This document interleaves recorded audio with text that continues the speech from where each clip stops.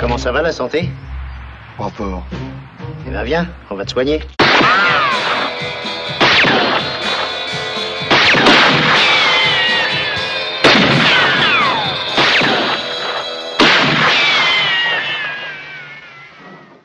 Six premiers. Alors dès maintenant ça tourne, donc vous êtes tout à fait libre de ne pas répondre à ce que vous ne voulez pas. Bonjour chers amis du Cercle Aristote, très heureux de vous retrouver en live pour ce jeudi 4 juillet. Bienvenue à tous, jour de fête nationale américaine, mais on s'en fout totalement parce qu'on n'est pas du tout là pour ça. Mais jour de fête également pour souverainisme, parce que bon, même si ces élections, on va en parler, ça part dans tous les sens. Au moins, on va se marrer et on va essayer de se marrer ce soir en compagnie évidemment du patron du Cercle Aristote, de l'homme pour lequel vous êtes là et que vous êtes venu écouter, Pierre-Yves Rougeron. Pierre-Yves, bonjour, bonsoir. Bonsoir. Pierre-Yves, alors évidemment, entre deux tours, on va y revenir en long et en large. Juste, je profite de faire les annonces. Donc déjà, merci à tous ceux qui ont poussé l'écurie de campagne, qui font qu'on peut faire cette émission. Merci de les avoir poussés. Merci d'avoir partagé les vidéos. Merci d'avoir mis des commentaires. Soit quand vous n'étiez pas d'accord, c'est très très bien, soit quand vous avez content d'avoir appris quelque chose. Au niveau des annonces du Cercle Aristote, c'est très très simple, ce sera une des dernières émissions avant les grandes vacances d'été. On reviendra évidemment à la rentrée début septembre. Alors au niveau du programme, au niveau des conférences, je profite rapidement pendant que Pierre-Yves partage le lien sur les réseaux sociaux. La dernière conférence du Cercle à Paris, ce sera lundi prochain. Donc, pour ceux qui regardent en YouTube, ce sera juste dans quelques jours. Et pour vous qui regardez en live sur Twitch, on est jeudi, donc c'est dans 4 jours. Le lundi 8 juillet à 20h, conférence de notre ami Pierre Le Vigan, Les démons de la déconstruction, et le discours de Pierre-Yves qui est ici présent, qui sera le discours de clôture de cette magnifique et surtout, Pierre-Yves, longue saison de conférences au Cercle Aristote, particulièrement riche. En tout cas, je trouve qu'on a quand même fait le boulot. Ça n'a pas été une année facile, mais j'y reviendrai pour les camarades qui seront présents. Le discours lui sera pas retransmis. La seule chose qui sera transmise, c'est la conférence de Pierre. Donc voilà. Donc ceux qui veulent voir, c'est qui veulent voir nos camarades. Nous ne ferons de toute évidence pas d'événement avant la rentrée. On rentrera dès le 2 septembre. Par contre, sauf si l'actualité nous y oblige, moi de toute façon, je vais prendre des vacances très légères parce que la lourdeur de l'ambiance m'effraie un peu. Donc voilà. Mais si on nous y force pas, moi je vais mettre une large partie de mon équipe en vacances parce qu'ils ont besoin de repos. Je vous confirme. On a besoin de repos. Mais moi l'ambiance est trop lourde. De toute façon, je serai pas tranquille si je m'éloigne trop. Donc, mais je vais quand même moi aussi prendre un peu de repos. Mais contrairement à ce que je fais, je vais rester entièrement joignable. Oui. Parce que je sera là pour couvrir l'info, d'ailleurs. J'aime pas ce qui se prépare, en fait. On va en parler ce soir en partie. Le vent mauvais, j'aime moyennement le vent mauvais. Voilà. On va en parler ce soir. D'ailleurs, je profite pour saluer les équipes. Non seulement toutes les équipes du Cercle Aristote qui ne sont pas là, on les salue, nos amis, nos camarades, qui soit verront en direct, mais voilà, qui verront peut-être. Les camarades des cercles de province également. Également, que je salue. Évidemment, Maxime également ce soir, qui nous permet de. Maxime, bien sûr. Nous ne pourrions pas être ici. Le responsable Twitch, évidemment, le Twitcher de l'extrême, numéro 1 dans les cercles de droite en France. On en avait parlé. Enfin bref, on y reviendra bien entendu. Maintenant que les gens sont en train d'arriver, on va commencer quand même avec un sujet d'actualité qui est lié, qui va nous permettre après de faire la transition avec la politique, puisqu'on est là pour le curé de campagne, mais simplement parler 5-10 minutes, pas plus, de quelqu'un que tu as connu, que tu as croisé, que tu as bien connu, ou avec lequel tu as pu discuter. Un des grands hommes quoi qu'on en pense, un des grands hommes d'État du XXe siècle en France. Roland Dumas est mort à 101 ans. Pierre-Yves, qu'est-ce que tu peux dire justement de Roland Dumas ? Nous avions beaucoup alors attention, autant j'ai organisé des événements pour la mémoire et surtout j'ai eu l'honneur de rencontrer Vergès quand il écrivait l'ouvrage avec Dumas, autant avec Dumas, nous avons surtout eu des relations communes. Hein, c'est aussi pour ça que je vais essayer d'être assez doux dans ce que je dirais de lui, parce que j'ai avec des choses qui me... Disons que j'aurais pu être beaucoup plus brutal que ce que j'ai fait comme relais. Hein. J'ai relayé le communiqué que je trouve très bien fait de Florian Philippot. Moi-même, je n'en ai pas fait parce que je ne veux pas blesser inintentionnellement des gens auxquels je tiens et qui tenaient à lui, hein, qui lui donnaient le petit sobriquet affectueux de vieille canaille. Donc, si la personne voit cette vidéo, elle se reconnaîtra. Et c'est pour ça que je vais essayer de... Voilà. Il y a plusieurs Roland Dumas. Il y en a au moins 3. Il y a l'homme auquel on prêtait d'être le travers de Mitterrand, là où Badinter était le droit. Roland Dumas était infiniment supérieur à Badinter, hein, intellectuellement et personnellement. Badinter est une fausse valeur, je pense que je l'ai suffisamment dit et je le maintiens. Dumas était quelqu'un qui était très marqué par l'histoire de la résistance. Son père a été tué par nos ennemis.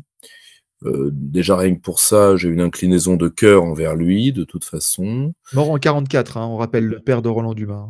Et c'était un intellectuel de rang supérieur. C'était un diplomate dans tout ce qu'est un diplomate français. Hein. Je me rappelle d'une affaire truculente, un des membres du cercle, aujourd'hui malheureusement disparu, Thomas Vauquier, donc de la famille éloignée de l'homme à la parka rouge, qui était balkanologue, qui est un homme remarquable et qui avait travaillé pour Dumas. Et un jour, Dumas l'envoie faire une conférence à sa place parce qu'il voulait à tout prix draguer la nouvelle consul d'un pays latino-américain. Et il le croise dans le couloir et le remercie en lui clignant de l'œil, sous-entendu qu'il était arrivé à ses fins. On a essayé de le salir avec les affaires des fameuses godasses. Ça, si vous voulez, ça n'engage que ceux qui croient ce genre de saloperie. Alors, il est vrai qu'avec Christine de Viéjoncourt, il y a eu la terrible affaire des frégates, où je vous rappelle que dans les développements, un de nos agents a été tué par le gang des bambous à Taïwan. Donc, c'est peu reluisant. Une autre chose peu reluisante, c'est qu'il parlait souvent de son ami Genscher, l'Allemand, qui est un des bouchers des Balkans. Là où Mitterrand et Dumas, d'ailleurs, auraient dû comprendre ce qui se passait.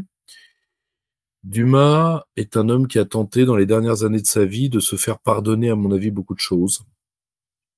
Il y est largement arrivé, au moins sur 3 points. Il y est arrivé dans l'ouvrage Sarkozy sous BHL, que je vous recommande, qui est maintenant disponible en occasion, parce que c'était mon regretté ami Pierre-Guillaume Deroux qui le publiait, ou qu'il a écrit à 4 mains avec Jacques Vergès. Qui est un très bon livre sur ce qui s'est passé en Libye, alors que les sources américaines n'étaient pas encore disponibles, hein, pour beaucoup.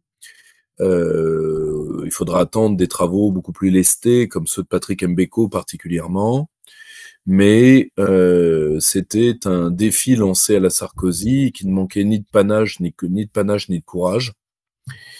Deuxième chose, il a beaucoup dit ce qu'il pensait réellement du socialisme français. Il eut cette phrase assez extraordinaire, disant que depuis la guerre, l'homme le plus à gauche qui ait gouverné la France, c'était le général de Gaulle.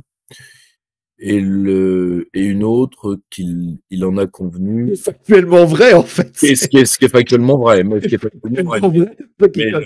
Mais surtout, il aura une autre phrase qui veut dire beaucoup de choses. Notre plus grande erreur, c'est d'avoir fait l'Europe, il le dit bien, à la botte des Américains et des Allemands.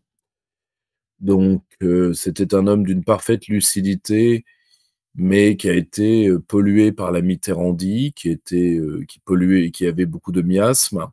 On me l'a beaucoup reproché. Rappelle-toi dans la vidéo que j'ai fait avec Greg, je l'ai toujours dit, si j'en avais eu 11 et pas 10, Mitterrand aurait été le 11e, parce que la Mitterrandie est une vraie saloperie. Le problème, c'est que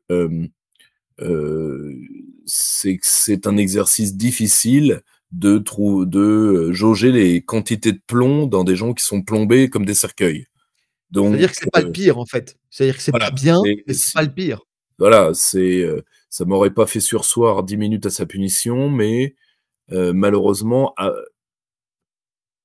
les autres ont fait pire, souvent d'ailleurs parce que François Mitterrand a fait des choses qui doivent être mis à leur crédit, là où les autres n'ont pas de mémoire en défense. Voilà. Ce qui ne veut pas dire qu'il fut un grand président, loin de là.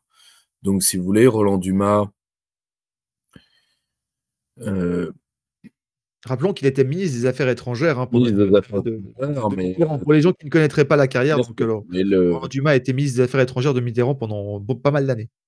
il faut être honnête, c'était, je le classe très au-dessus de Védrine, puisque je pense que Védrine est quelqu'un qui parle de diplomatie plus qu'il n'en a fait. Mais après, mieux vaut un Védrine ou un Villepin que ce qu'on a là. Mais bon, le problème, c'est que oui, mieux vaut être aveugle, sourd d'une oreille, mais avoir ses deux jambes, que d'être totalement sourd, totalement aveugle et cul-de-jatte. Enfin, Ouais. tu vois, à un moment, tu vois, à un moment, tu te demandes, tu vois, que tu te demandes quand est-ce qu'on arrête la représentation, quoi. Est-ce que c'est après les montreurs d'ours? Est-ce que c'est après les femmes à barbe? Est-ce que c'est après Nadine Morano? Tu vois, tu te demandes quand est-ce que la petite boutique des horreurs ferme, tu vois. Donc voilà, c'est ce que je pense de Roland Dumas. Je ne serais pas plus dur que ça, par égard pour les proches que nous avions en commun. Et je pense qu'il avait au moins une classe naturelle comme diplomate, qui, il est sûr, nous change de Stanley Le Bègue, monsieur Sébastien Séjourné, Exactement. hein, si tu veux, comment dire, qu'il a d'ailleurs essayé de court-circuiter les nominations administratives pour mettre ses mignons. Bon, ce sont des mœurs de bas empire, mais bon, tu me Oui. diras. D'ailleurs, avec ce ministre, c'est pas tellement ses journées qui nous intéressent, c'est plutôt ses nuits. Oui, c'est plutôt, voilà, ces journées, on voit qu'il y fait pas grand-chose, mais c'est ces nuits qui posent problème. Là, il taffe. Là, il y a du taf. Là, il y a quelque chose. Là, il y a quelque chose. Le problème, c'est que parfois, comme disait la série, une vieille série pour enfants qui s'appelait Alf. Alf disait, il y a des choses qu'il faut savoir laisser à l'imagination, donc laissons-les à l'imagination. Voilà, donc ça nous amène au cloaque de ce numéro 3 des curés de campagne. Oui. Donc, c'est la série d'entre-deux tours. Nous en ferons un ultime La semaine prochaine. la semaine prochaine. Et voilà, celui-là va sortir extrêmement rapidement. Notre camarade Sébastien a été prévenu. Donc, dans le couloir à 3 entrées, Emmanuel Macron a dû choisir par rapport aux résultats du premier tour. On rappelle les hypothèses qui étaient les siennes. Le gouvernement de Troïka européiste, à titre personnel, ce n'est pas un scénario que j'ai plébiscité. Parce que je sais que Gallo de la Banque de France est un germano-servile au dernier degré. Et, comment dire, il aurait été très heureux d'être Gauleiter. Ça, hein, il est fait pour ce travail. Hein, la servilité, c'est un métier. Hein, comme disait Balthazar Gracian dans ses écrits sur les courtisans. Hein, ces gens qui se sont débarrassés de leur colonne vertébrale car elle les gênerait pour ramper. Donc, pour moi, il y avait surtout deux grosses options. Si on était dans le un tiers,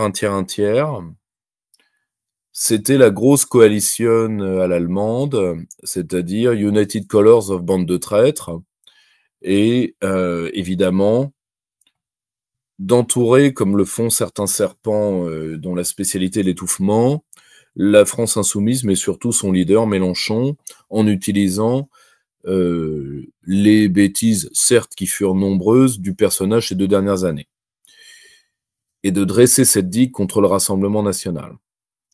Soit c'était d'accepter que le Rassemblement national prenne Matignon pour pouvoir le pilonner via ce qu'on pourrait appeler l'État réticulaire, c'est-à-dire d'utiliser les donneurs d'ordre. Bon.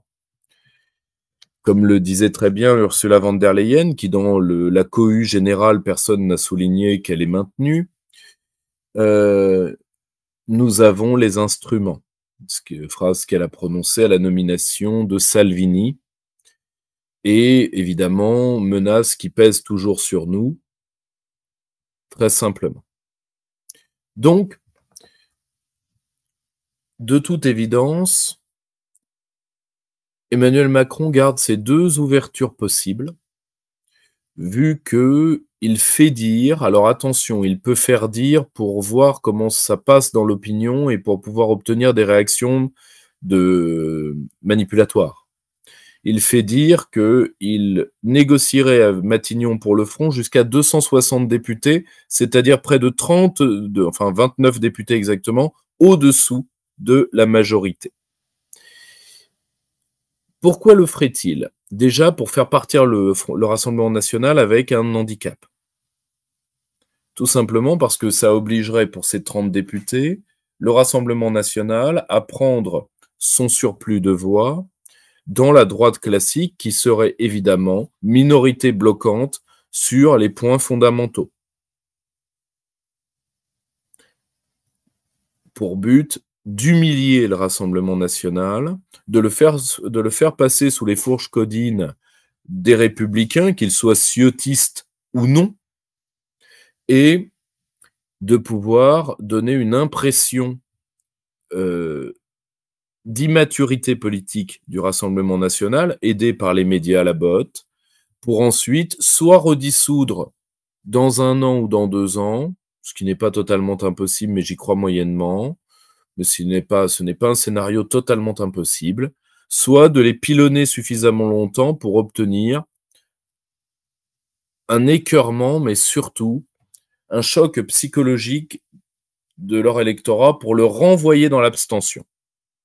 Tout simplement, parce qu'il faut bien comprendre que le Rassemblement national est un parti attrape-tout, donc c'est un parti à plusieurs étages électoraux. C'est-à-dire que, et ça, les spécialistes de l'opinion le savent très bien, vous avez 4 types de gens qui votent Rassemblement national. Les écœurés de la gauche beaucoup, écœurés de la mollesse de la droite, 1. Vous avez ceux qui veulent envoyer un message qui est « Vous ne me reconnaissez pas, je ne vous reconnais plus ». 3. Vous avez ceux qui sont, vous avez ceux qui sont qui sont profondément apolitiques, mais qui votent Rassemblement national parce que ils entendent que c'est un parti qui les respecte socialement et qui les respecte identitairement.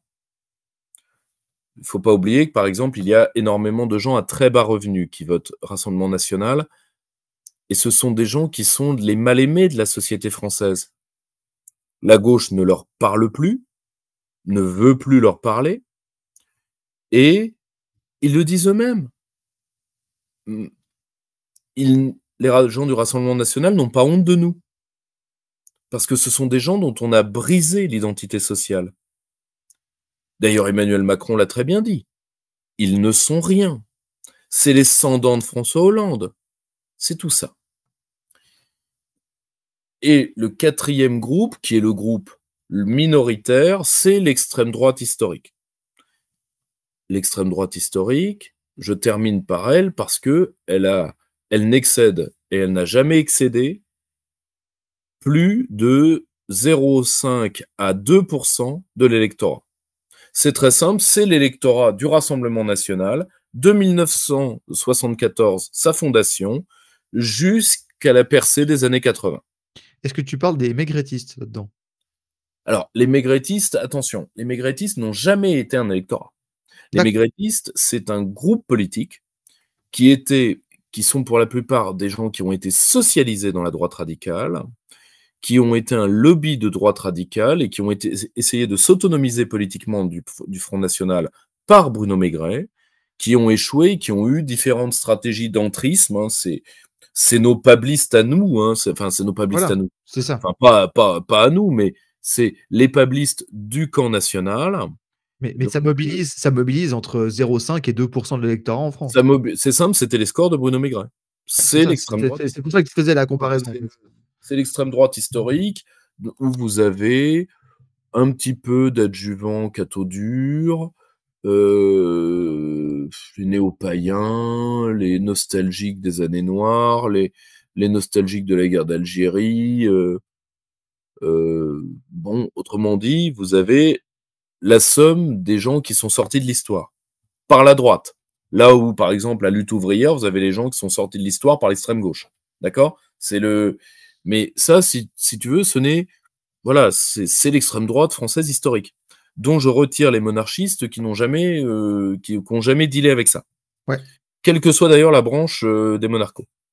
Donc, le problème, c'est que cette extrême droite-là, celle qui fait fantasmer M. Reichstadt, celle qui fait se pâmer Mme Forest, celle qui permet à Émeric Caron d'écouter pousser ses cheveux et de pouvoir être un abreuvoir à moustiques à intervalles réguliers. Cette extrême droite-là existe, mais elle relève très lourdement du fantasme. En plus, ce sont des gens, il faut être totalement honnête, qui d'un point de vue de concorde de rue, d'un point de vue de sécurité publique, sont des gens qui sont totalement inoffensifs. Donc, ce qui n'est pas le cas de ce qui se fait appeler gauche radicale, qui se comporte toujours et de plus en plus comme des voyous. Le spectacle ahurissant de ce qui a lieu en ce moment dans certaines villes de province est très inquiétant pour la suite. Donc, le problème, c'est que le but du pouvoir est de concasser non pas ces quatre parts, mais les trois premières, pour les briser psychologiquement, pour leur dire « vous n'y arriverez jamais », et pour les renvoyer, vu que le pouvoir ne veut pas les convaincre. Les convaincre de quoi? Le pouvoir, d'ailleurs, là où je n'essaye pas de les convaincre, le pouvoir les insulte et utilise ses laquais d'extrême gauche pour le faire. Ce qu'ils veulent, c'est les faire craquer psychologiquement. Ça aura d'ailleurs, dans un premier temps, l'effet inverse. Mais comme ce sont des gens dont beaucoup appartiennent aux classes réellement travailleuses et réellement souffrantes, défavorisés, quoi. Abandonnés. Il est tout à fait possible que le spleen politique les gagne. Tout simplement parce que... Comme en Grèce. Comment? Comme en Grèce. Comme en Grèce. Alors, les situations ne sont pas les mêmes. Non, mais c'était un peu genre, Les situations ne sont pas les mêmes. Ils avaient voté pour un parti qui les a déçus et spleen politique. Si tu veux, c'est le scénario que j'expliquais chez Omerta, c'est le scénario de la guêpe contre la vitre.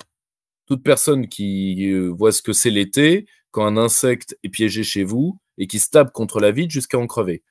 Eh bien, une partie de l'électorat populiste peut faire ça s'il est trahi par son populisme.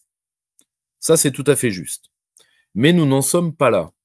Parce que on ne peut pas écarter une trahison du Rassemblement national. On ne sait pas ce qu'ils peuvent faire. Alors, ils ont des marges de manœuvre quand même tout à fait réduites. Mais on ne peut pas non plus leur faire un procès d'intention parce que, je vais y revenir, d'un point de vue d'intérêt national, qui est la seule chose qui doit nous guider, leur présence en nombre au second tour est une bonne chose. Mais ça, on va y venir. Donc, si on part dans ce qui reste de l'élection, nous avons eu plusieurs dizaines de députés qui sont passés au premier tour. Bon, ça, c'est déjà acté. Nous avons des triangulaires et nous avons des duels. Et énormément de comment dire, de dessaisissement. Hein, vous savez, se désister sans rallier, hein, comme disait, je crois que c'est l'actrice Béatrice Rosen qui disait, c'est le nouveau, comment dire, embrasser n'est pas tromper. Je vous demande une seconde, pardon.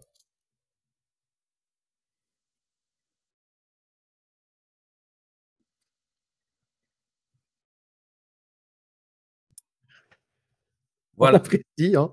Voilà. Alors. Voilà, c'est remis. Bon, voilà, pardonnez-moi, il y a quelqu'un qui voulait intervenir. Bon, donc, ce que vous devez avoir en tête,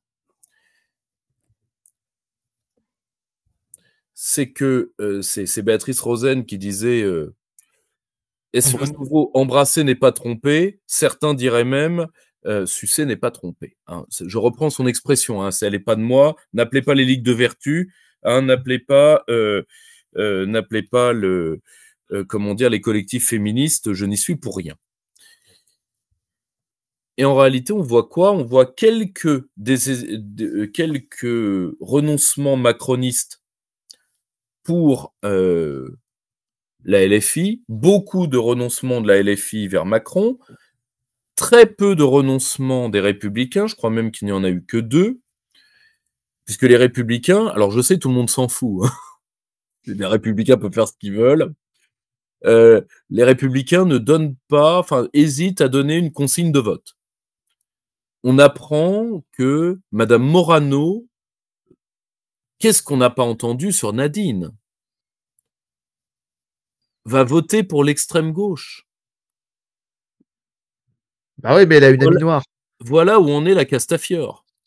Donc, non, mais voilà, bon. Et en réalité, on se rend compte, au-delà de ce spectacle lamentable de la plus grande course à la gamelle qu'on ait eue depuis des années, une vision absolument cauchemardesque de la politique comme un jeu de dupes et un jeu d'enfoirés, qu'est-ce que ça veut dire? Eh bien, Emmanuel Macron est en train, sous vos yeux ébahis, de ressusciter la 4e République par la pratique des apparentements. Alors, ce n'est pas totalement les apparentements, mais ça a le même effet. Les apparentements, c'était contre le bloc national déjà, hein, c'était contre les gaullistes.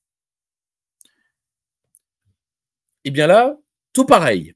C'est-à-dire, on fait le mariage de la carpe et du lapin pour faire la castorisation des privilèges acquis. Parce que c'est avant tout ça qui est en jeu. Qu'est-ce que cela implique d'un point de vue politique?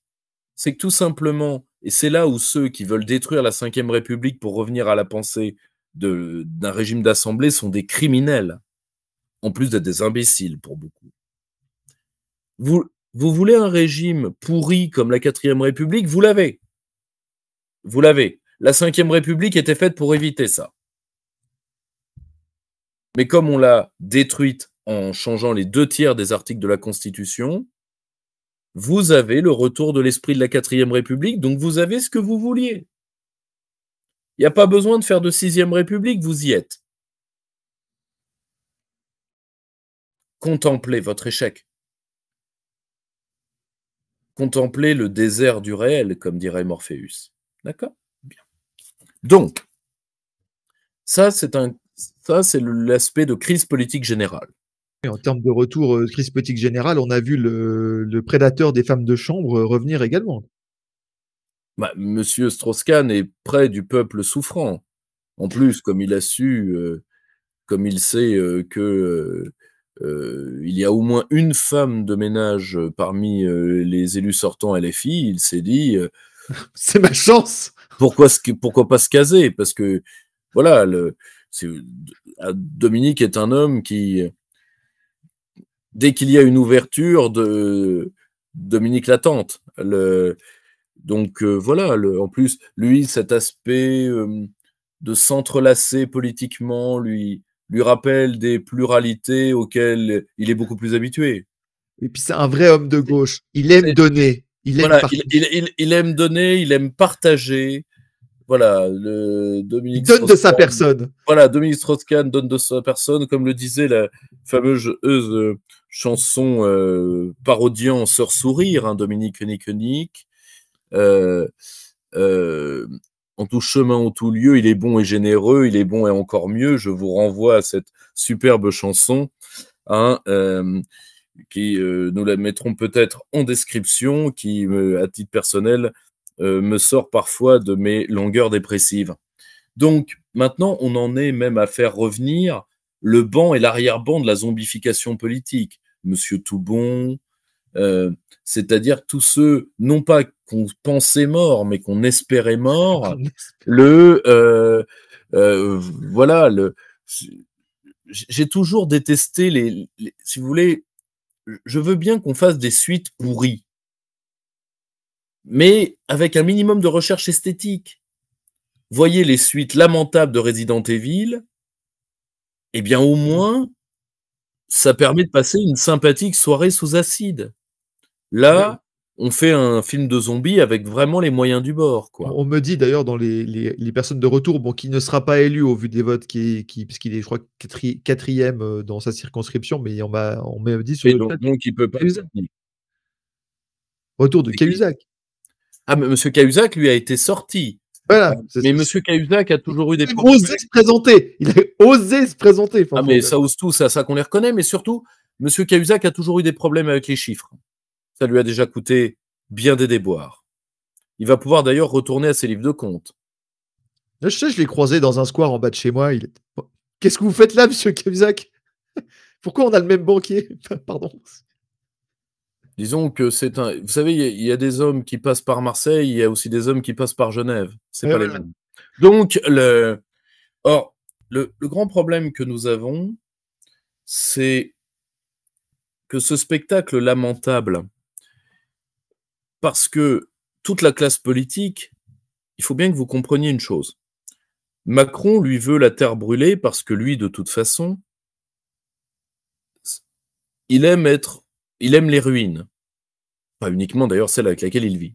Mais le problème, c'est qu'il aime bien être au milieu des ruines. Donc lui, ça le gêne pas. Le problème, c'est que tous les gamelards, comment vont-ils bouffer?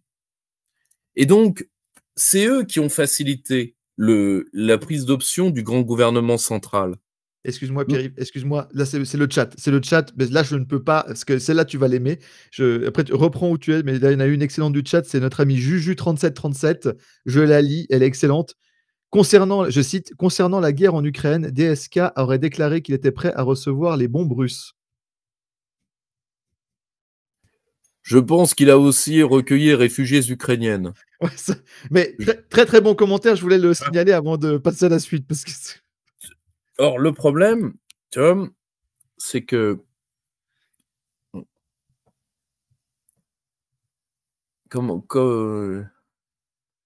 le gros souci qui est en train de se poser, c'est que Macron lui maintient les deux possibilités. Parce que n'oubliez pas que Macron, son but est simple, maintenir le système qui l'a enfanté. Parce que c'est un système dont il espère encore vivre. Président de la République française, c'était très étroit pour lui. Et il a besoin des donneurs d'ordre pour avoir une promotion. C'est son côté premier de la classe, employé du mois. Ensuite, je pense que ses maîtres se sont rendus compte des limites psychologiques du personnage. Et s'ils ne l'ont pas fait, je pense que un visionnage de sa dernière traversée des rues de Paris habillé en looping de l'agence Tourisque. Non, mais moi, j'adorais l'agence Tourisque. Et moi, je vais dire... Même ça, il l'a ruiné. Non, mais ça, c'est de la profanation. Parce qu'ensuite, qu'est-ce qu'on va avoir? Gabriel Attal en futé, Jacques Attali en Hannibal, et Laetitia Avia en Barracuda? On sait bien, ça fera une équipe plus inclusive que était la A-Team. Quelle horreur. Le même looping. Et pourtant, qu'ont-ils en commun? Looping pilote un hélicoptère, vous me direz Macron, pendant les Gilets jaunes, il était prêt à sauter dans un. Et mis à part le dossier psychiatrique, je vois pas tout à fait le point commun des deux personnages. Mais vous l'avez tous vu, hein, j'ai pas rêvé. Il était habillé en looping dans les rues de Paris. Avec en plus une démarche qui allait avec, hein, bourre, pif, bourre, pif. Ça sent, comment dire, je pense que c'est son spray multivitaminé saveur des Andes. Je pense qu'il doit en abuser un peu. Vous savez, c'est les excès de vitamines. Hein, surtout sur un individu en pleine croissance comme lui. Bon, je pense que ça doit lui faire un peu de mal. Donc, il faut bien comprendre une chose. Lui, tout ce qu'il veut, c'est maintenir le système. Donc, attaquer le Rassemblement national maintenant, c'était jouer la prochaine présidentielle. Maintenir le grand gouvernement central, c'est prendre un risque. Le risque que le Rassemblement national soit toujours une alternative, et une alternative qui va se renforcer pendant 2 ans et demi. Osera-t-il tenter la grande coalition, et si elle ne lui plaît pas, de redissoudre dans 1 an? Le problème de cet homme, c'est qu'il ose tout, c'est à ça qu'on le reconnaît. Mais très difficile à dire. À titre personnel, je ne pense pas. Je le vois pas refaire ça. Même si je pense que il est dans la situation qu'il voulait, c'est-à-dire que dans aucun des 2 scénarios, la France ne peut être gouvernée de l'intérieur. Mhm. Donc dans ce cas-là, c'est les donneurs d'ordre qui prennent la main. Il y a eu un développement intéressant cette semaine, notamment, et je crois que tu voulais revenir dessus parce que tu as une analyse qui sort un peu du cadre, comme souvent d'ailleurs, c'est pour ça que les gens t'écoutent. Il est sorti, on sait que depuis de nombreuses années, il y a des campagnes médiatiques contre les RN, les candidats du RN, où il y a des journalistes qui sont payés pour aller fouiller dans les cadavres, etc. Mais on a trouvé cette semaine qu'il y avait beaucoup, beaucoup plus qu'à l'accoutumée, hein, législative oblige, d'histoires qui sont ressorties sur des élus du RN et des casseroles. Et on a vu les notes de Bardella, on a vu les trucs il y a 25 ans, etc. C'est infect. Oui. C'est infect. Est-ce que du J'y viens. coup, ouais, justement, et j'aimerais bien avoir ton opinion là-dessus parce qu'il y a peut-être une double analyse à faire. Justement, j'y viens. Dans les 2 cas, le scénario macroniste se passe un peu malheureusement comme nous l'avions prévu.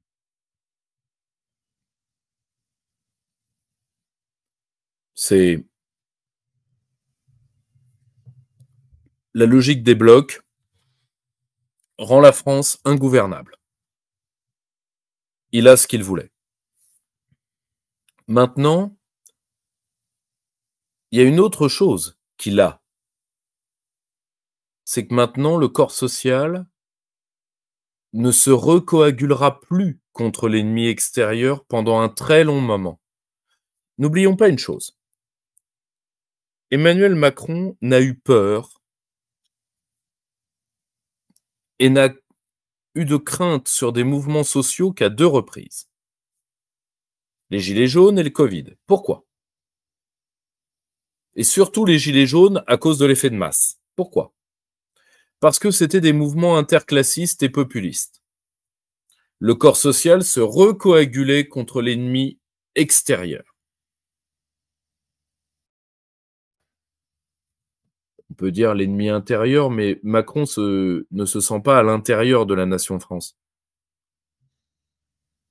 Il est l'archétype de ce qu'on appelle un Français de papier. Là, il est président du monde. Hein.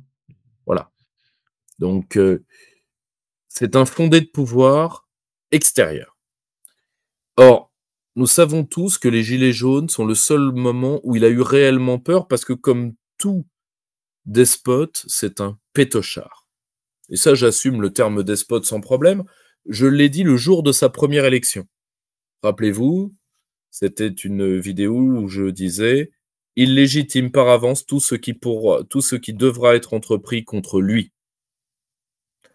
Je disais ça à cause de la manière tout à fait baroque dont il avait pris le pouvoir au prix d'un coup d'État judiciaire qui a été aidé et fomenté par la magistrature française. Ceux qui en veulent les détails peuvent lire l'ouvrage technique de Régis de Castelnau sur cet état de fait, publié Et aux par un éditions coup d'é Nature. et par un coup d'état médiatique également. Et par un coup d'état médiatique, mais le coup d'état médiatique n'aurait pas marché sans la liquidation de Fillon. Et la Et inverse liquidation de Fillon, c'est les juges qui l'ont fait. et inversement. Exact. Or, le problème, ce qu'il faut bien comprendre, c'est que là où Emmanuel Macron a encore marqué des points, c'est grâce à l'extraordinaire médiocrité des hommes de M. Mélenchon. Et là encore, vu que M. Mélenchon est en train, et vous l'avez vu dans cet entre-deux tours, il s'efface au profit un peu de M. Faure, de Madame Taudelier des Verts, hein, vu qu'ils n'allaient pas ressortir Sandrine Rousseau parce que, comme dirait l'autre, c'est pas un spectacle comique ici. Or, et là, vous voyez toute la gauche faisandée, francophobe, qui se déchaîne à longueur de réseau sur, grosso modo, les prolos du Nord alcooliques, roux et qui sentent mauvais et qui ne sont pas assez diplômés. Je rappelle que Antoine Pinet, qui est l'un des hommes politiques qui certes était un traître à la France, mais pas moins que la plupart des gens de la France insoumise, ni plus, Antoine Pinet avait une tannerie à Saint-Chamond. Il n'avait aucun diplôme. Il a été un ministre tout à fait correct.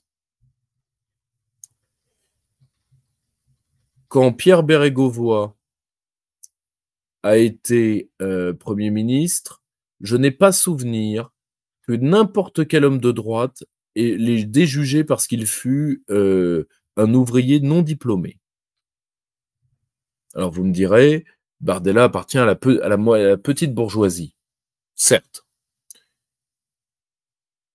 Est-ce que, et je le dis d'autant plus que je dois avoir quelques diplômes de plus que la moyenne de l'électeur de la France insoumise assez facilement, est-ce que ça autorise ces gens à ça? Surtout que une large part de l'électorat du Rassemblement national est fait de gens qui n'ont pas de diplôme, peut-être, mais qui sont plus utiles que vous. Je vais m'adresser particulièrement à mes collègues universitaires. Pendant le Covid, vous étiez tranquillement chez vous, ce qui n'était pas le cas des caissières. Pourquoi? Parce que le corps social peut vivre sans vous. Voilà. Le corps social peut vivre sans des gens comme moi et sans des gens comme vous. Mais on ne peut pas vivre sans des gens comme eux. Oui, on sait à quoi sert le postier, le policier, le mécanicien, la caissière, l'infirmière.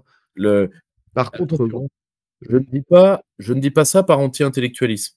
Je dis juste qu'à un moment, quand en plus on refuse une large part de son rôle social, ce qui est le cas de beaucoup d'universitaires, qui pensent qu'ils n'ont pas à servir, parce qu'ils sont des individus auto-engendrés, hein, le vieux mythe libéral, je ne suis pas certain que, mes chers collègues, je ne suis pas certain que vous fassiez la part du fait que pour beaucoup, et particulièrement en sciences humaines, vous n'avez pas une utilité sociale évidente. Le peu que vous en avez, vous la refusez. Et donc, vous parlez au corps social exactement comme lui parlerait un parasite intestinal. Méfiez-vous de l'enchaînement qui va suivre mécaniquement. Donc,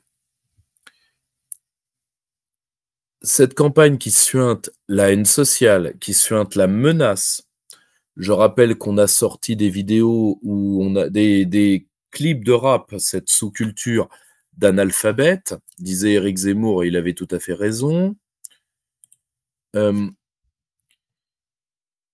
on menace des femmes physiquement, on insulte des populations entières, on menace leurs enfants, on pourchasse leurs candidats, on les agresse physiquement.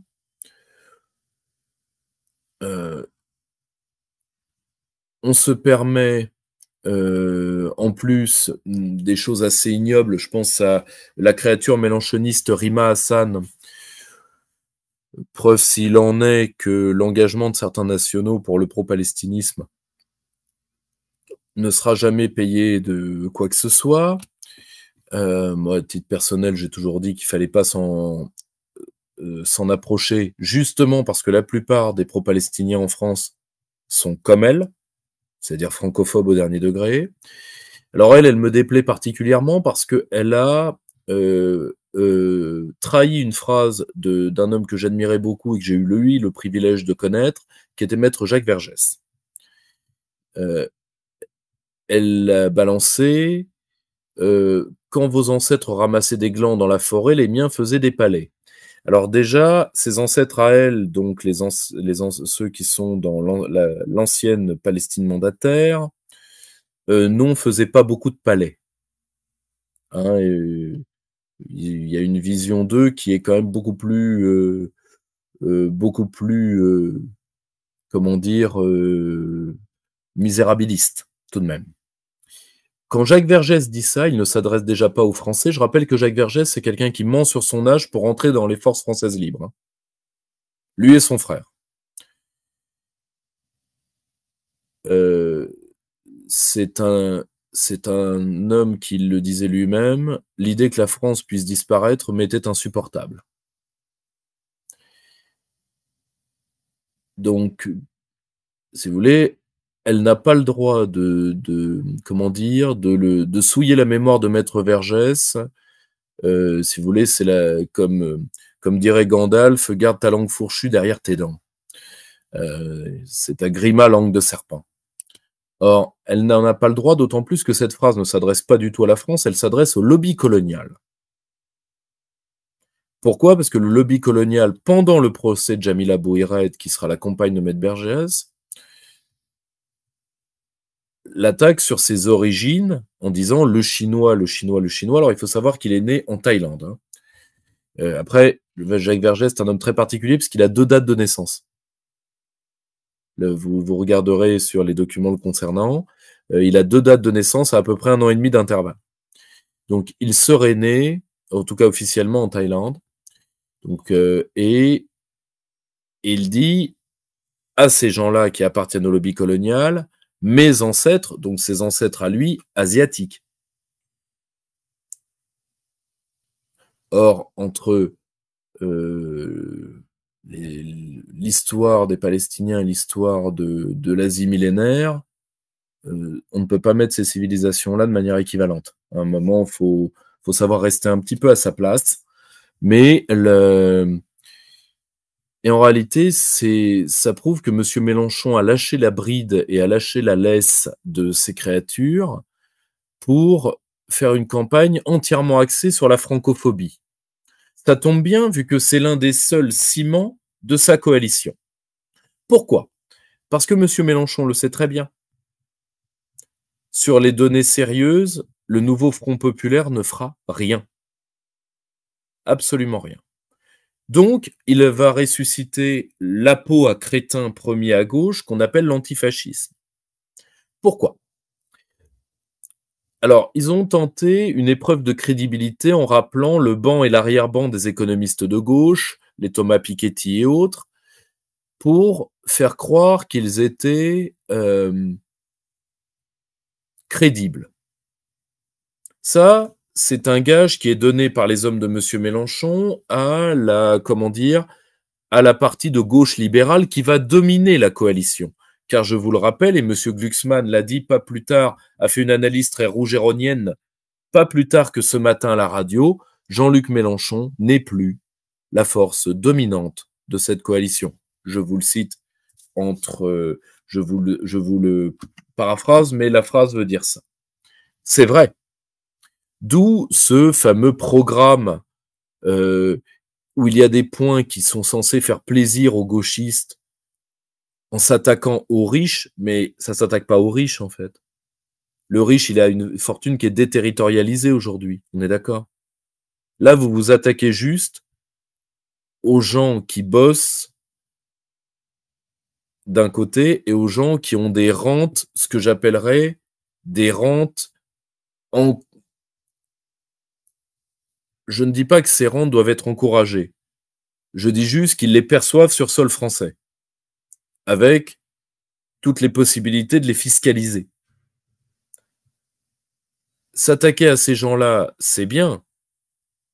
S'attaquer à la xénocratie, c'est mieux. Mais c'est ce que M. Mélenchon ne fera pas. Traité de libre-échange, euro, et les libertés du marché commun. Je vous rappelle que, on va prendre un exemple, un restaurateur français et une restauration rapide d'un grand groupe franchisé ne peuvent pas lutter à armes égales pour des raisons fiscales. Parce qu'il y en a une qui peut payer, qui peut payer ses impôts par l'intermédiaire de sa chaîne. L'autre, il paye plein pot. Donc, s'attaquer à celui qui a encore un capital immobilisé en France, est-ce réellement l'intelligence? Ou alors, on ne veut que des pauvres. Je rappelle quand François Hollande disait « j'aime pas les riches », c'était les gens qui gagnaient 4 000 euros. À l'époque, François Hollande gagne 12 000 euros par mois.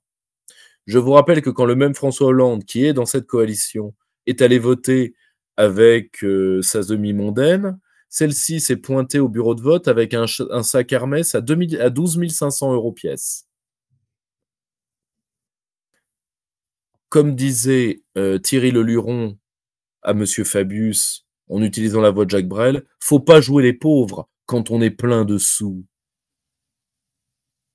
Revoyez cette très belle chanson sur la réalité de la gauche française. Intéressant. Donc, comme M. Mélenchon a déjà baissé son froc sur les trucs importants, il va utiliser la peau à crétin premier, qui est l'antifascisme d'opérette. Parce qu'au nom de l'antifascisme, vous pouvez faire, comment dire, magouillage et tripatouillage sont les deux mamelles de la République. Et au lieu de ça, enfin, pour pouvoir faire passer ça, la vaseline antifasciste est ce qu'il y a de mieux. Ne vous méprenez pas sur ce que je dis. Moi, je sais ce que ça fait d'être réellement antifasciste et de le payer. Moi, mon grand-père est envoyé à Buchenwald à cause de ça. D'accord? Il est torturé à cause de ça. Le problème, c'est que l'antifascisme, quand il y a des fascistes, a une noblesse. Là, vous avez un antifascisme qui vous autorise à vous comporter en fasciste. C'est différent. Qui vous autorise à faire des bandes, à faire des ratonnades, à faire des trucs comme ça. C'est ça qui vous autorise.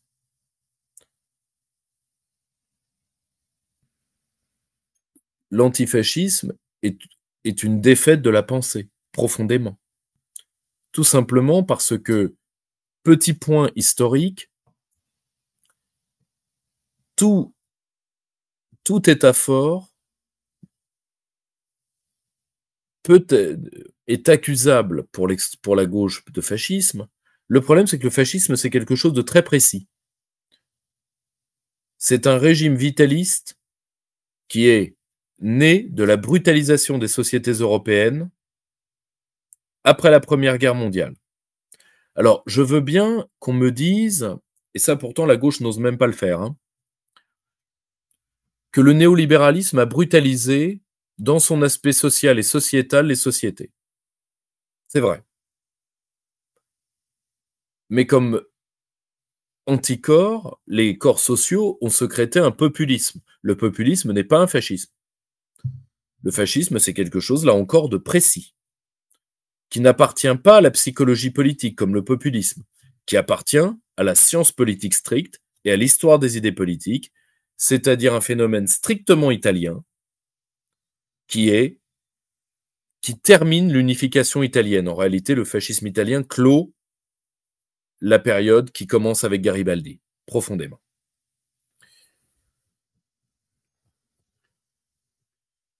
Et d'ailleurs, on va être très clair, nous parlions de M. Dumas. M. Dumas le disait très bien. À quoi a servi Le Pen Le Pen père, hein, il parlait, à, je cite, faire voter les socialistes comme des couillons.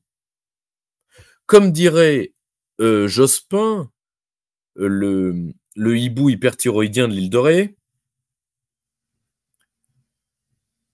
tout antifascisme n'est que du théâtre.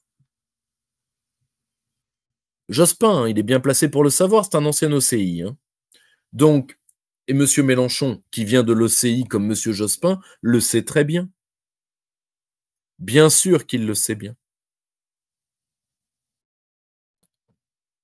Le problème, c'est que, ça va radicaliser une part du vote Rassemblement national à raison, parce que dans l'exercice de leur liberté publique et de leurs droits civiques, ces gens n'ont pas à se faire menacer et insulter. Et 2, ça donne le visage de Méduse de ce qu'est la gauche française. Insulter des petites gens qui sont toujours plus utiles que le critique cinéma de gauche. Alors on nous a tout fait. On nous a fait signer les médecins étrangers. Alors que je rappelle que le maintien des médecins étrangers affaiblit notre système de santé et le système de santé des pays qui les envoient. Personne ne dit que ce soit de mauvais médecins. Alors, déjà, il y en a une partie. Il faut voir les données de santé publique quand même. Mais personne ne dit que ce soit de mauvais médecins. On dit juste qu'on les utilise pour ne pas avoir à former autant de médecins que nous devrions en former. Et deuxièmement, ça affaiblit les pays d'accueil. Je rappelle qu'il y a plus de médecins béninois en région parisienne qu'au Bénin. Est-ce que c'est normal de prendre un pays comme le Bénin, ses élites, parce que je rappelle que quand vous acceptez l'immigration des riches, vous acceptez, enfin des riches à tous les sens de la richesse, riches en réseau, riches de manière pécuniaire ou riches en savoir-faire, d'accord? Eh bien, quand vous faites venir un médecin, vous allez récupérer une partie de sa patientèle. C'est normal. Quand vous prenez les encadrants, eh bien ceux qui auraient dû être encadrés vont suivre dans le circuit migratoire. Sachant que comme l'immigration, ce ne sont jamais les plus pauvres des pays qui partent parce qu'ils n'en ont pas les moyens, vous allez empêcher tous ces gens-là de se développer. Et ils peuvent se développer qu'au pays. C'est pour ça qu'il faut d'abord et avant tout refuser l'immigration des riches. Un pays qui n'est pas capable de former ses médecins tout seul est un pays qui est en voie de déclassement. Il ne faut jamais prendre les élites formées ailleurs. C'est un jeu, c'est une rente, et comme toute rente, elle vous empêche de faire l'effort nécessaire. D'accord? Bien. Enfin, toute rente politique, j'entends. Ok? Bien. On nous a fait jouer les milliardaires qui appartiennent à la xénocratie, particulièrement les footeux demi-lettrés. Or, je rappelle que l'état dramatique du foot aujourd'hui, avec ces jeunes mercenaires qui ne devraient jamais jouer en équipe nationale, est un fait de la xénocratie marqué par le droit européen. Je vous rappelle que ce qui détruit le foot, c'est l'arrêt Bosman, qui a défiguré le foot. Donc, à consulter d'ailleurs sur ce sujet l'excellent entretien qu'on avait fait avec Romain Molina. Hein, avec Romain Molina. Or, on nous a évidemment, vu que l'électorat de la France Insoumise, c'est assez simple, hein, vous avez des CSP+, vous avez des fonctionnaires et vous avez les théâtreux, les gens de spectacles subventionnés. Autrement dit, vous avez, là pour le coup, et Emmanuel Macron le sait très bien, donc il sait que la grosse coalition va pouvoir étouffer Mélenchon facilement. Tout simplement parce que Emmanuel Macron, quand il associe son électorat de boomer à l'électorat de la France Insoumise, vous avez la cartographie des privilégiés en France.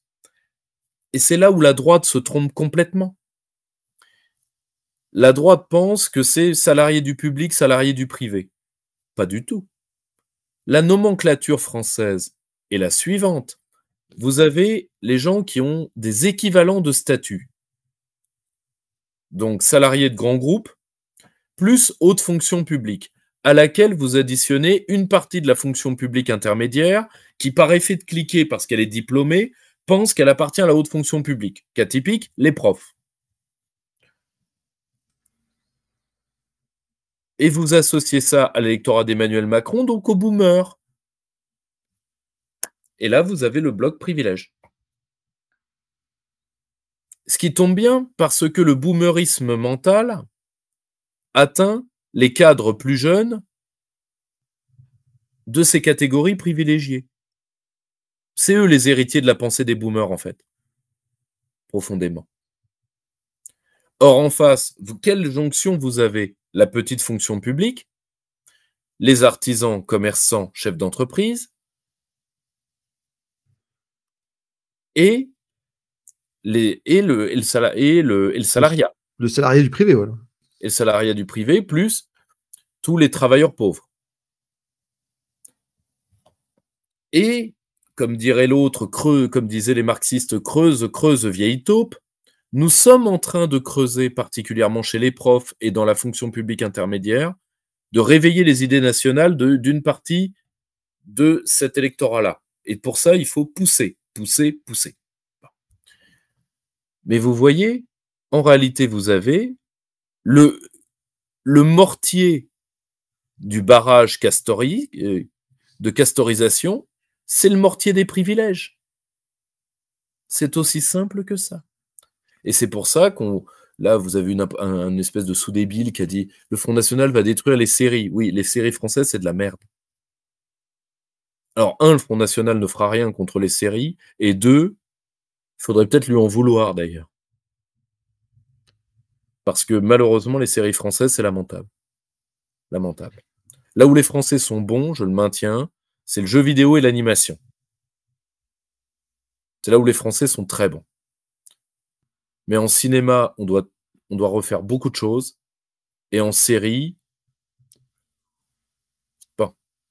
Ce qui ne veut pas dire que de temps en temps, on n'est pas un truc bien. Mais bon. Étonnant parce que quand même la culture française, alors c'est plus celle actuelle évidemment, mais historiquement c'est une culture qui a engendré parmi les plus grands romanciers, donc raconteurs d'histoires, donc de séries, les plus grands romanciers parmi l'histoire de l'humanité. Alors, il y a une part de jeunes cinéastes qui sont peut-être en train de se le dire. Alors, le problème, c'est que... Les meilleurs exemples, c'est Balzac, bien évidemment. Oui, non mais... Le scénario de série... Mais, il tombe sur... Ça se voit avec le dernier Monte Cristo. Ils ont pris un fric fou pour le faire. C'était une super idée parce que quelle histoire que celle d'Edmond Dantès. Par contre, n'importe quel amoureux de Dumas vous dira que le grand problème, et il fait des efforts colossaux, l'acteur principal. Le problème, c'est qu'il n'est pas taillé pour. Il n'est pas taillé pour le rôle d'Edmond Dantès. Parce qu'Edmond Dantès, c'est un physique aussi. On avait vu Depardieu le faire.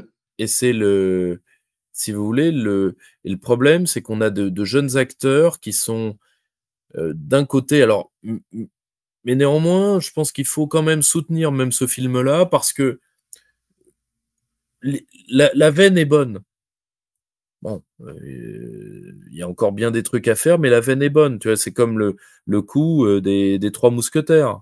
Pour une fois que Cassel est supportable dans un rôle, donc voilà, mais objectivement, tout le reste à côté est lamentable. Je rappelle que nous avons à peu près 220 films qui sortont, dont 170 à 180 n'atteindront aucune rentabilité. Nous ne pourrons pas les exporter. Donc, où est la patte française dans le cinéma mondial? Rien. Malheureusement. Bon. Pour en revenir à la... Mais pour en revenir, vous comprenez que tout ce monde-là, qui sait très bien que lui vit de la préférence nationale qu'il veut refuser à tous les autres, alors que c'est, attention, pas de fausses notes. Comme dirait Fabrice Lucchini, qui est pourtant quelqu'un que j'aime moyennement, tout le monde en vélo, pas de fausses notes. D'accord? c'est soit la préférence nationale pour tout le monde, soit pour personne. Or, eux, ils vivent dans un secteur protégé par la préférence nationale. Et c'est que pour eux. Mais c'est que pour eux. C'est eux qui ont attaqué sur des mesures de bon sens, par exemple refuser ce que fait l'Algérie, ce que fait la Russie, ce que font des tas de pays, non pas tous les emplois aux doubles nationaux, mais les emplois de sécurité nationale. C'est normal que quelqu'un à qui on ne connaît pas son allégeance n'ait pas la vie des autres en danger. De toute façon, ce sont des emplois à enquête. Nos services font des enquêtes sur les gens qui vont être nommés. Donc voilà. Autre point. Toute cette barrière de privilégiés qui se pâment d'antifascisme, la seule chose qu'ils vont réussir à faire, parce qu'ils vont participer à la coalition macroniste et ils vont trahir. Hein, c'est toute la branche qui va d'Olivier Faure à M. Glucksmann en passant par Flamby. Pour mettre Mélenchon en minorité, essayer de l'éliminer dans les 2 ans qui viennent. Le candidat le plus simple pour le tuer aurait été Ruffin, mais comme il est très mal parti.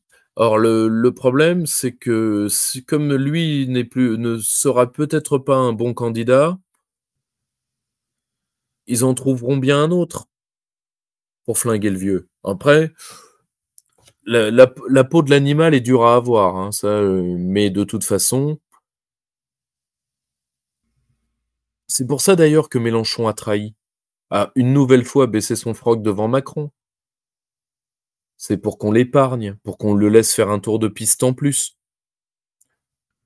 Mais à un moment ou à un autre, le grand gouvernement central en aura besoin. Surtout si novembre maintient les démocrates. Et donc, on va aller dans une politique de tension tous azimuts, où les incertitudes sur les options internationales de M. Mélenchon risquent de peser très lourd dans la balance pour sa mise à l'écart. Donc, ultime point,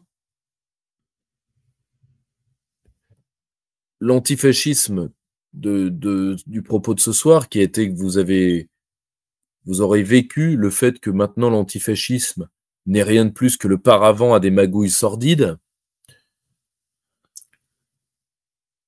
Est-ce que ces désistements peuvent faire baisser significativement le nombre de députés du Rassemblement national? De toute évidence, oui.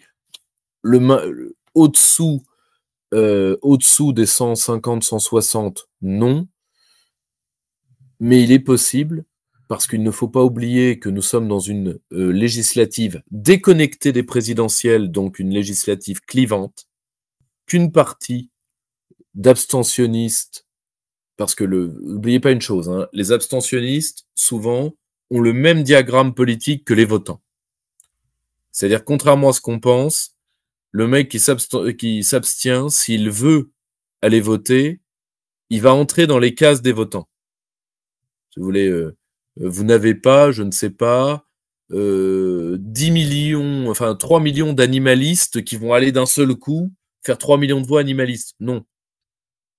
Vous avez, mettons, si on prend un exemple simple, vous avez les 2 tiers des Français n'ont pas voté pour le Rassemblement national. Les 2 tiers des Français votant.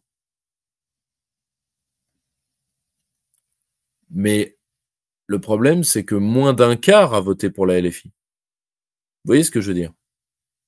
Or, vous avez à peu près un quart des abstentionnistes qui est proche de la LFI, 1 tiers des abstentionnistes qui est proche du Front. Vous voyez? C'est le même diagramme que les votants, profondément. Or, certains pourraient dire « trop, c'est trop ». Vous nous avez insultés une fois de trop. Mais même là-dedans, Emmanuel Macron a ce qu'il voulait. La société de la haine se déverse dans nos rues. Le corps social ne se recoagulera plus contre l'ennemi extérieur. C'est Caius Detritus. Enfin, version sosie chez Michou, gay cocaïno festif. Mais il aura fracturé la France comme jamais. Il aura été même bien pire que quelqu'un comme Tony Blair en Grande-Bretagne, pour le coup. Et ça va laisser des traces.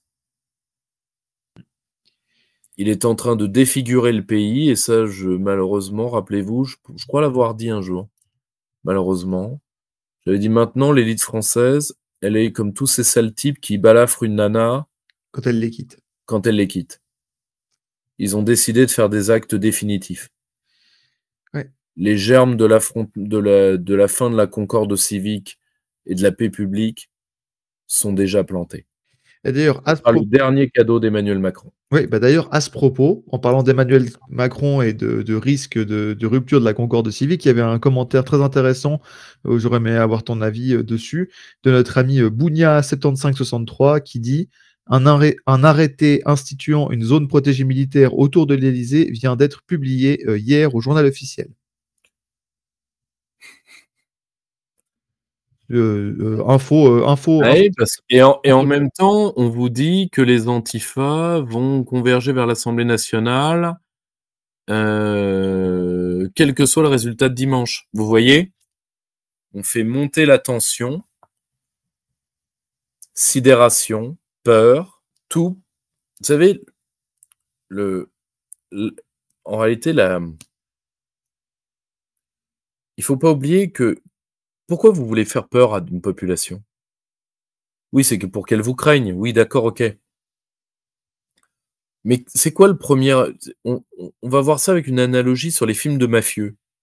C'est quoi le premier effet de quelqu'un qui est menacé par la mafia? C'est l'omerta. C'est le fait de ne pas en parler. Pourquoi il n'en parle pas? Parce qu'il a peur. Mais quel est l'effet du fait qu'il ne parle pas? C'est qu'il ne peut pas se coaguler contre la mafia. En réalité, la peur, ça vous isole. Ça vous fait oublier la force collective. Ça vous fait oublier votre force individuelle multipliée par le collectif. Ça sert à ça, la peur, en politique. La peur, c'est pour être un nombre de prédateurs limité qui terrorise un nombre de proies infini. C'est ce que fait Emmanuel Macron. Et Très ça, bien par exemple, c'est ce type de tension. Très bien, pour terminer l'émission, on va prendre quelques questions du chat puisqu'on a l'occasion d'être en live et qu'il n'est pas, encore 23 heures. On va terminer un peu avant 23 heures parce qu'on ne va pas faire non plus une émission trop longue, mais n'hésitez pas de balancer quelques questions et on en prendra certaines sur le chat. Merci d'avoir été si nombreux ce soir. Le nombre n'a fait, j'ai vérifié les scores, le nombre n'a fait que croître ce soir. Donc ceux qui étaient là sont restés et ceux qui sont venus se sont rajoutés à la bande. Notre ami Wout Chelza nous pose la question, est-ce qu'on ressent de la peur ou du dégoût? Alors le problème, c'est que c'est une excellente question. Le problème, c'est que comment dire? C'est que la peur, elle est là. Enfin, la peur est là, pardon. Excusez-moi ce tic hollandiste du doublement du sujet qui est absolument atroce. La peur et le dégoût ne frappent pas les mêmes gens. La peur, elle est là. Enfin, la peur est là, pardon. Mon Dieu. Bon, ça se voit que je suis fatigué. Vive bientôt le repos. La peur est là vis-à-vis du tout venant. Le dégoût est censé frapper les gens qui croient encore aux faits politiques. En réalité, le dégoût est là pour étouffer l'espoir. La peur est là pour étouffer le sentiment, la volonté de collectif et de révolte. C'est fait par les mêmes gens, c'est fait ensemble, mais ça sert pas tout à fait à la même chose. Vous voyez ce que je veux dire? Très bien. Une autre question rapide, intéressante, je trouve, de Mumei57. Que pensez-vous du manque de compétences de Bardella au niveau économique lors des derniers débats? Est-ce que c'est inquiétant? Rappelons qu'il a 28 ans. Il a 28 ans. Vous vous rendez compte la pression qu'on met sur lui? Si vous voulez, Et puis surtout, ça ne préjuge en rien de ce qu'il pourrait faire dans l'action. Le problème,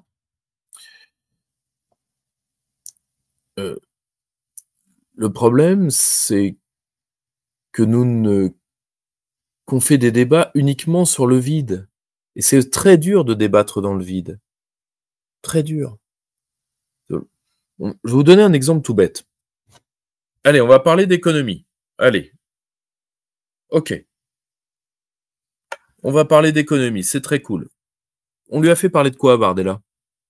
De la dette? On lui a fait parler de la dette, c'est ça? On lui a fait parler de quoi?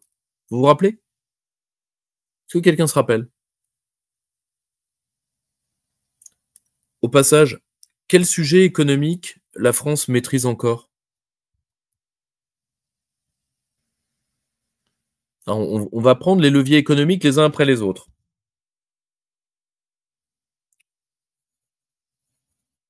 Les écluses, aussi appelées frontières, avec les droits de douane. On a le droit ou pas à ça? Non. Ah oui, bon, ça c'est plus à nous. La monnaie qui permet la respiration par la dévaluation. Non. Ah non. Un autre. Bah, le budget pour pouvoir faire un multiplicateur keynésien, bah oui, mais on a les 3% hein, de Maastricht. Donc non. Aïe. Caramba, encore raté. Encore raté. Alors, la commande publique, ouais, mais ça... Ah non, on n'a pas le droit à la préférence nationale. Donc. Bah, tiens, non, tu peux faire de la commande publique, mais tu peux pas la réserver au tien. Donc, ça équivaut à uriner par la fenêtre. Donc, bon, Les impôts encore. Ah oui, tu as encore le levier fiscal. Oui, mais non, c'est pas ça, c'est pas ça, Maxime. C'est pas ça. Pas ça du tout. Moi, j'aurais rien du tout contre le fait que certaines personnes qui s'enrichissent en dormant soient fiscalisées. Mais alors, pas du tout. Mais le problème, c'est que tu es en économie ouverte, t'as pas de frontières. Donc, ils vont se barrer. Ouais. Donc, résultat, le poids de l'impôt, tu vas le mettre sur qui? Bah, sur ceux qui ont des petites boîtes, sur ceux qui sont attachés encore à la terre. Bon, donc résultat, même l'impôt. Bon, bah une fois qu'on a éliminé tout ça, on parle de quoi? Pas de rien. Donc voilà, moi, le problème, c'est après, bon, pour des raisons électoralistes ou pour des raisons de fond, ça lui appartient. Jordan Bardella ne peut pas parler du cadre. Bon, bah mais Mélenchon non plus parle pas du cadre. Donc résultat, bah c'est simple. Vous vous rappelez de Prison Break? Bon, bah dans Prison Break, imaginez, ils n'arrivent pas à s'évader. Donc ils doivent rester dans le pénitencier. Bon, bah qu'est-ce qu'ils peuvent faire? Bon, bah là, vous avez un débat. Moi, je veux repeindre les couleurs de la cellule couleur zèbre. Ah oui, mais non, moi, je veux la faire avec des taches, ça fait guépard. Voilà, et au milieu, vous avez Attal qui dit ça m'excite. Voilà, bon, le point, enfin ok.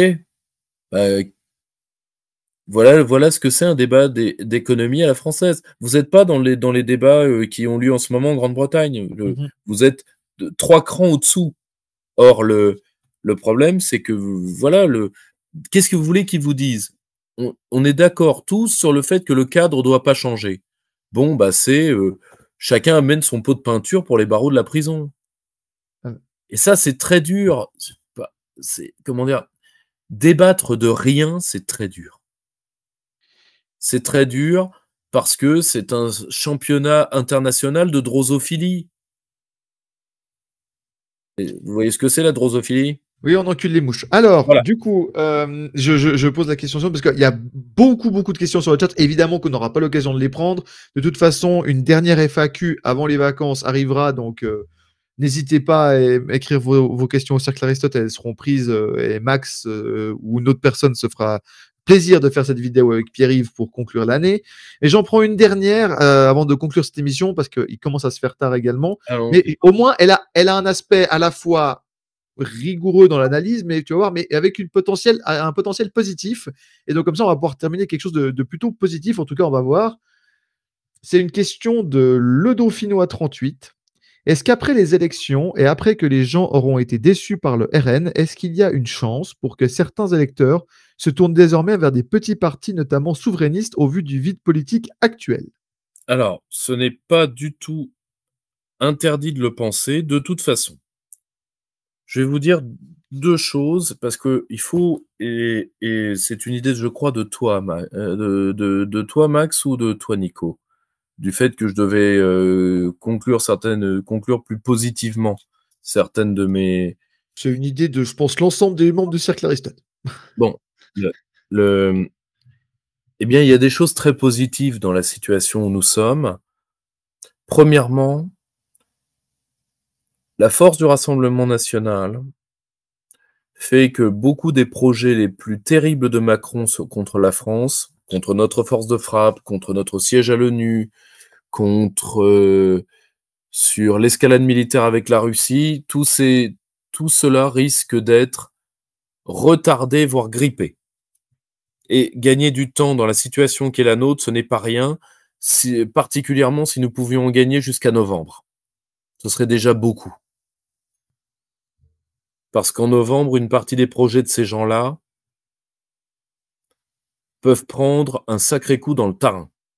D'ailleurs, petite question subsidiaire, beaucoup de gens dans le chat ont demandé ton avis sur le débat entre l'asperge et le Donald.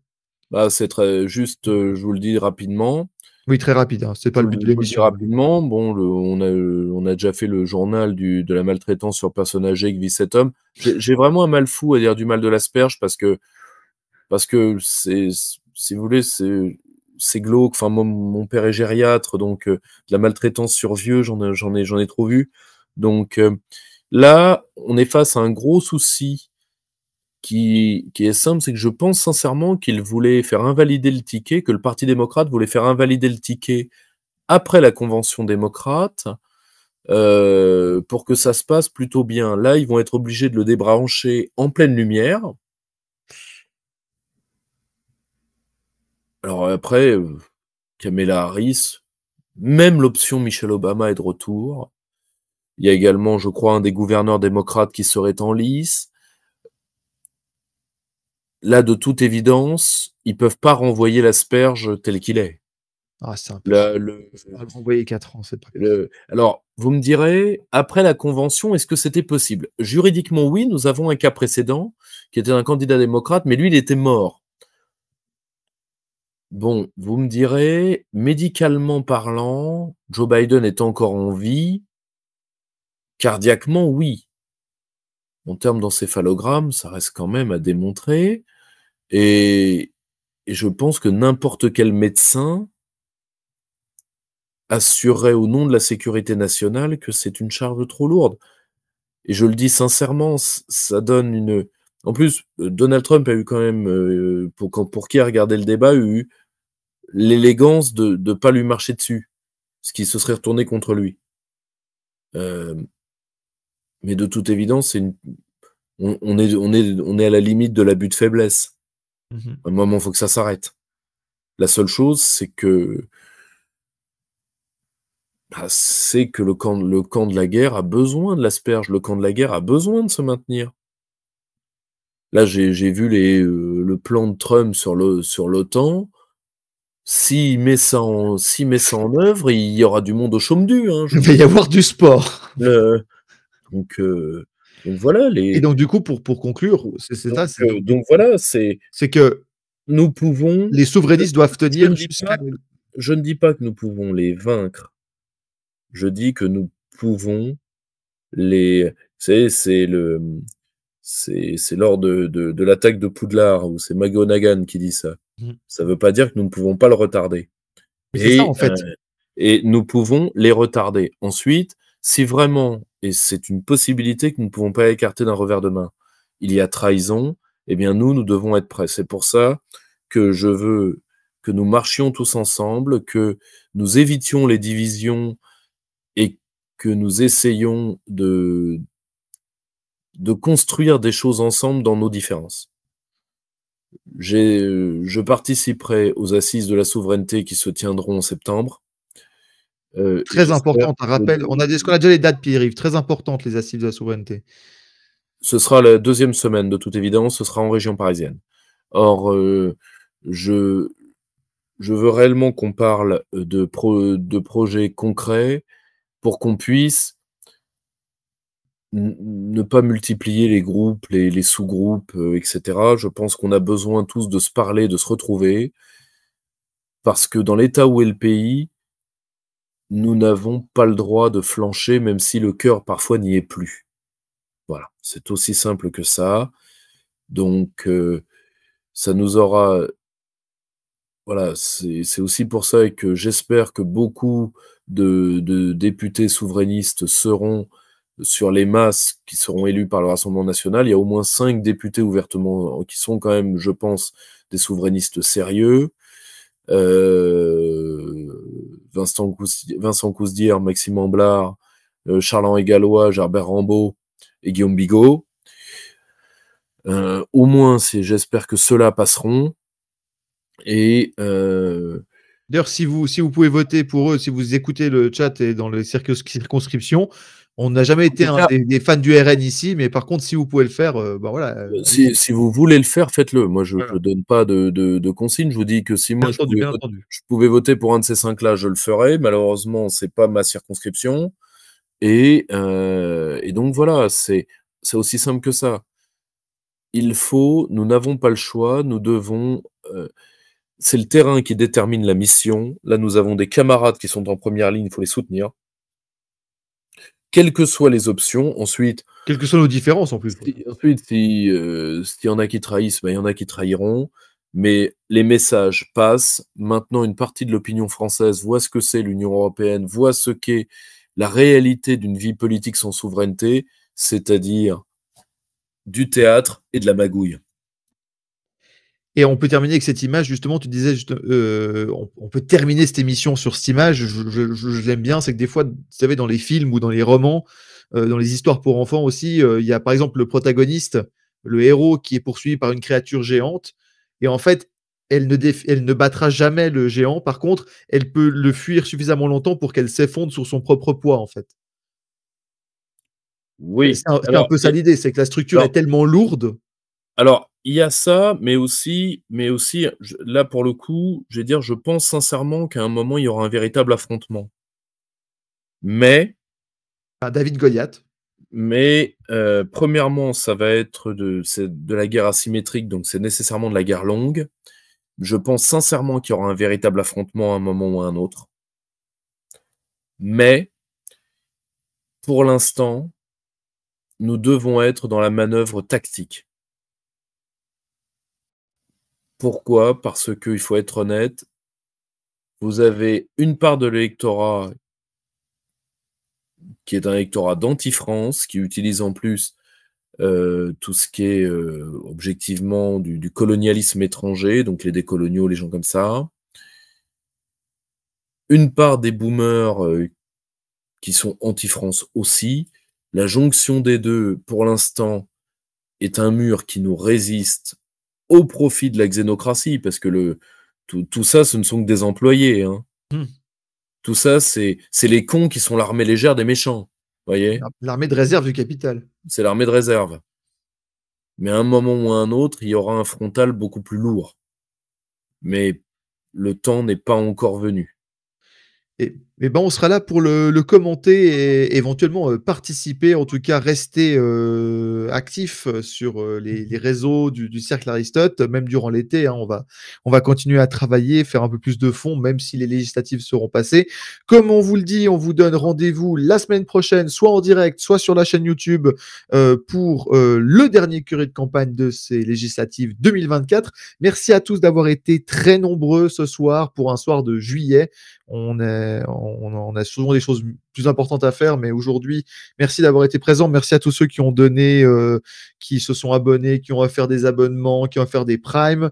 Merci à tous. Le soutien est toujours très apprécié. N'hésitez pas à partager cette vidéo. Je vous rappelle qu'elle sera dans les prochains jours disponible sur YouTube. En tout cas, avant le vote du deuxième tour, elle sera disponible sur la chaîne YouTube du Cercle Aristote. Si vous la regardez, n'hésitez pas à la partager. C'est ça qui est à commenter, même si vous n'êtes pas d'accord. C'est ça qui nous aide.